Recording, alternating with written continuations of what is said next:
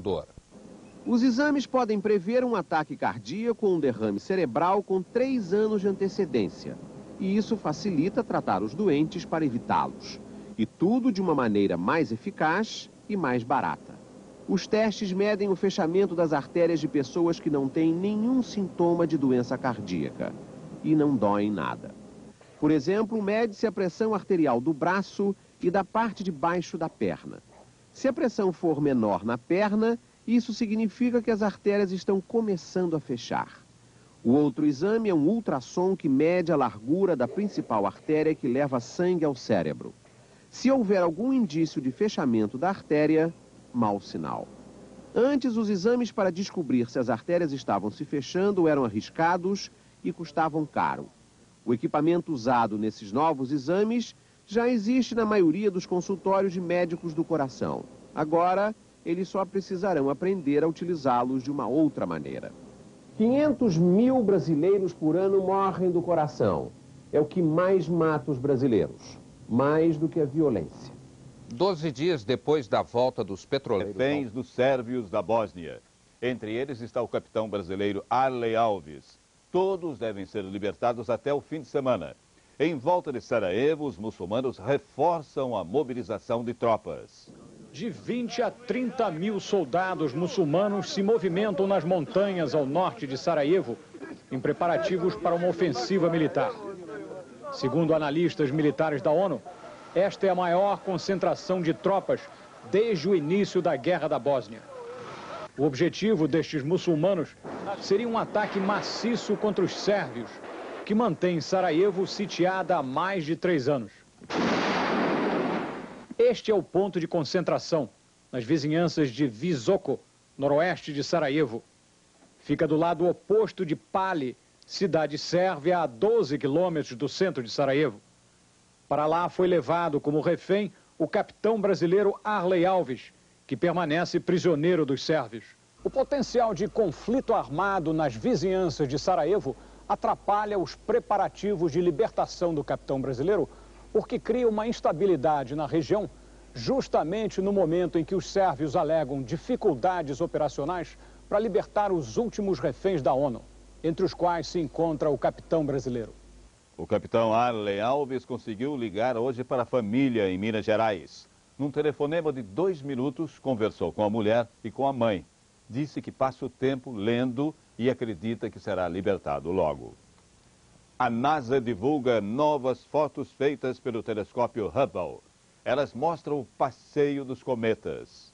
Para os astrônomos, essas fotos comprovam a existência de um agrupamento de cometas conhecido como Anel de Kuiper. Ele seria formado por sobras da explosão que criou o sistema solar. Passa de 300 o número de mortos na onda de calor na Índia. A região mais atingida é o norte do país, onde a temperatura passa de 50 graus. Velhos e crianças desidratados lotam os hospitais.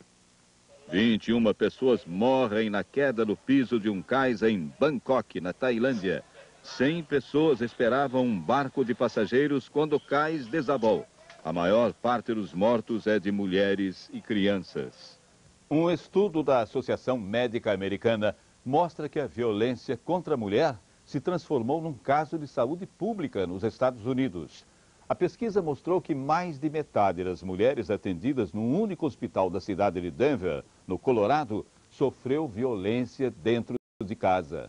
O responsável pela pesquisa em Denver alerta que os médicos não conseguem reconhecer em suas pacientes os sinais da violência doméstica, ou quando reconhecem, não dão a atenção devida.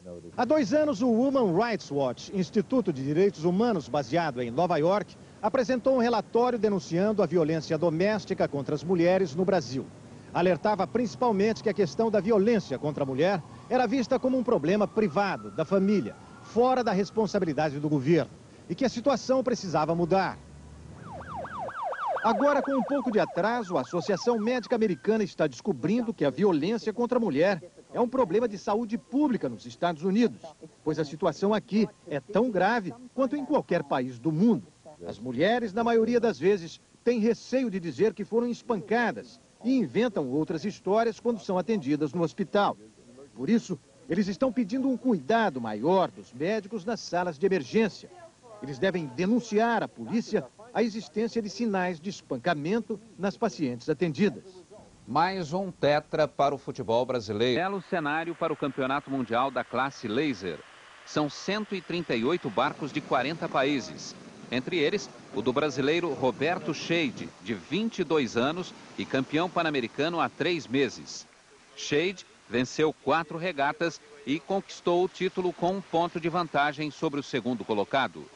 Roberto Scheide, campeão mundial e apelidado pela imprensa espanhola de o Demolidor. Daqui a pouco, uma pesquisa inédita revela a confiança do brasileiro no país. De moeda. E não trocou nenhuma vez de jornal.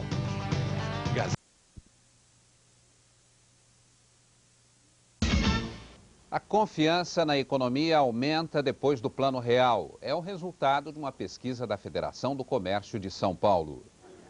Quem vem assim sorridente pela rua está confiante, certo? Mais ou menos. Não muito? Não muito. A nova pesquisa feita na Grande São Paulo quer evitar esse tipo de surpresa, mostrando qual o verdadeiro estado de espírito do consumidor. Todos os meses, 1.200 famílias respondem a um questionário com dezenas de perguntas. Carro novo na garagem. Esse é um tipo de informação que a pesquisa registra. Ela quer saber o que foi consumido nos últimos tempos, mas quer saber também o futuro. Quer saber o sentimento da família que mora nessa casa e que comprou um carro novo. O que eles planejam poder comprar daqui para frente. Quase nada, diz o chefe da família. Durante um ano, a prestação do carro vai consumir 1/3 da renda dele. Mas quem sabe dê para trocar o fogão, ele imagina. Estou com fé, pelo menos. O comerciante, sabendo com antecedência qual é a pretensão do consumidor em relação aos próximos meses, ele pode fazer uma política de estoques mais adequada, ele pode planejar, por exemplo, uma data tipo Dia dos Namorados ou Dia dos Pais, aquele nível de mercadoria que ele vai ter no estabelecimento para oferecer a essa população. Combinando presente e futuro, a pesquisa começou a ser feita há um ano. O índice de confiança era de 50% pouco antes do Plano Real. Subiu para 67% logo depois. Atingiu 76% em janeiro. De lá para cá, entrou em queda, mas se mantém acima de 61%. As pessoas de renda mais baixa hoje estão muito mais otimistas em relação ao seu futuro do que as pessoas da classe média de renda mais alta, demonstrando claramente que os efeitos do Plano Real foram bastante fortes sobre essas pessoas de renda baixa.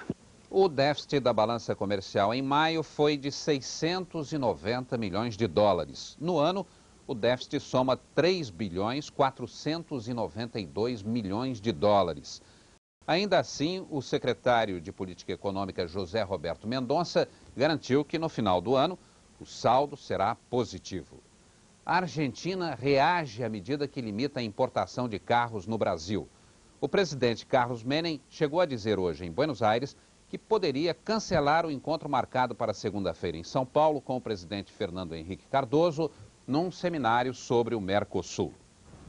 O ministro da Economia da Argentina, Domingo Cavallo, ligou hoje para o ministro da Fazenda, Pedro Malan. Ele queria detalhes da medida provisória que limitou a importação de carros este ano. O interesse dos argentinos é porque só no ano passado eles exportaram para o Brasil 38 mil automóveis, número que este ano deveria subir para 100 mil. Exatamente o limite fixado pela medida provisória para todas as importações de carro do país de hoje até o fim do ano. O ministro Pedro Malan disse ao ministro argentino que regras específicas de comércio vão ser discutidas com os parceiros do Mercosul, principalmente com a Argentina. E diante do possível cancelamento da vinda do presidente Carlos Menem ao Brasil na segunda-feira, o porta-voz do Palácio do Planalto, embaixador Sérgio Amaral, disse que essa viagem seria uma boa oportunidade para que o presidente argentino e o presidente Fernando Henrique Cardoso discutissem pessoalmente a questão. O porta-voz disse ainda que a medida provisória já prevê um tratamento especial para os países do Mercosul. Não é a intenção do governo dar aos parceiros do Mercosul o mesmo tratamento que terceiros países. E é por isto que foi previsto o artigo 8º da medida provisória, com o objetivo de dar flexibilidade aos entendimentos e às negociações que ainda ocorrerão. Negociar é preciso porque o Brasil ficou em desvantagem no acordo do Mercosul. A Argentina pode vender automóveis e autopeças para o Brasil sem tarifa, sem limite, sem cota. Mas o Brasil tem cota ou limite para vender automóveis e autopeças para a Argentina. Isso foi um equívoco do governo passado, que o governo atual pretende corrigir. Na assinatura do acordo em Ouro Preto, não tínhamos uma política para importações no setor e agora nós temos. Se isso não for renegociado ainda este ano, haverá, no caso de automóveis e autopeças, uma transferência maciça de fábricas, projetos e empregos do Brasil para a Argentina. E isso sim implodiria o Mercosul. O Sindicato dos Metalúrgicos do ABC Paulista anunciou hoje um acordo inédito com a Mercedes-Benz.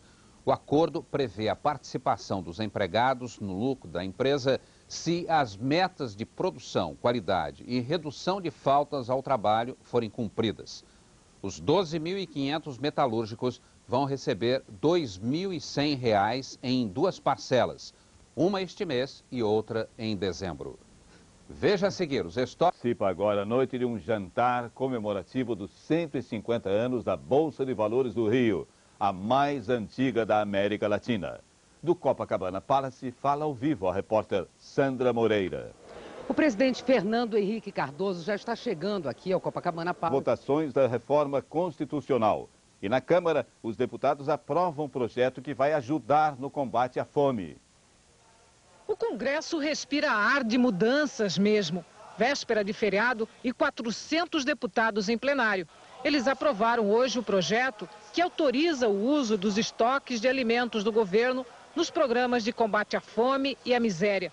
E no Senado, 2 emendas de uma só vez. A que tira da Constituição o conceito de empresa nacional, aprovada por 17 votos a 5, e a que permite que navios estrangeiros participem do transporte entre os portos brasileiros, aceita pela Comissão de Constituição e Justiça por 17 votos a 2.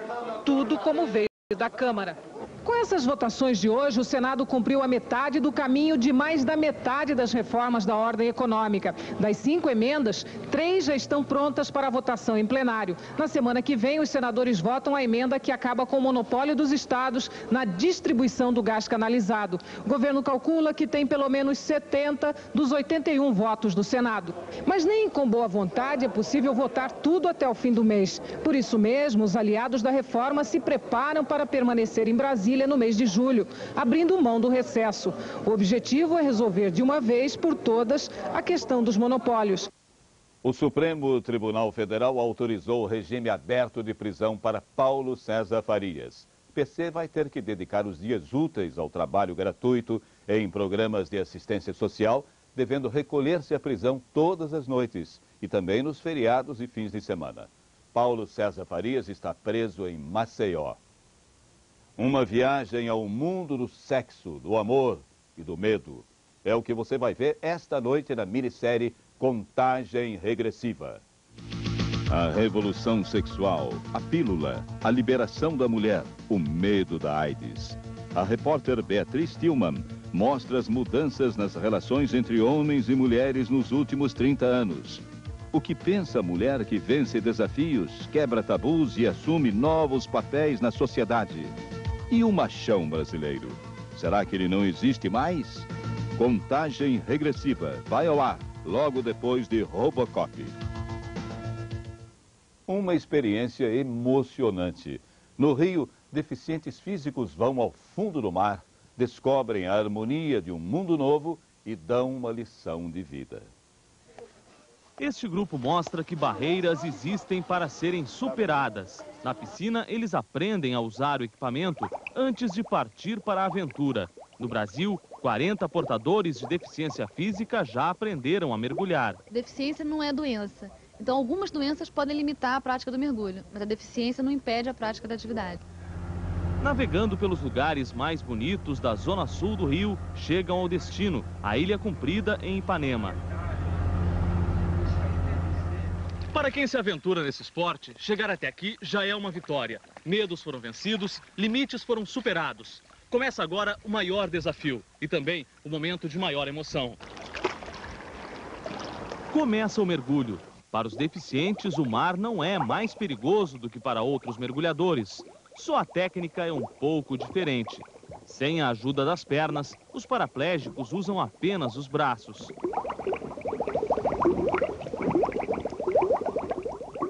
sentimento assim de liberdade, né? De estar em harmonia com o mar, né? Que para nós deficientes é a liberdade total, né? Jefferson Figueira era mergulhador de plataforma de petróleo. Num assalto, levou um tiro na coluna. Mesmo sem o movimento nas pernas e com dificuldade para mexer os braços, ele recuperou a paixão pelo mar. Prazer readquirido, tá com tudo, tá beleza. O mais novo da turma ficou cego há 8 anos e está fazendo o primeiro mergulho. Quando chegou ao fundo, descobriu com as mãos um mundo novo e foi experimentando sensações diferentes. Ao conhecer um ouriço e ao tocar numa estrela do mar. Inesquecível é pouco, é algo para se levar pelo resto da... Se existe outras vidas, pelo resto de todas as vidas.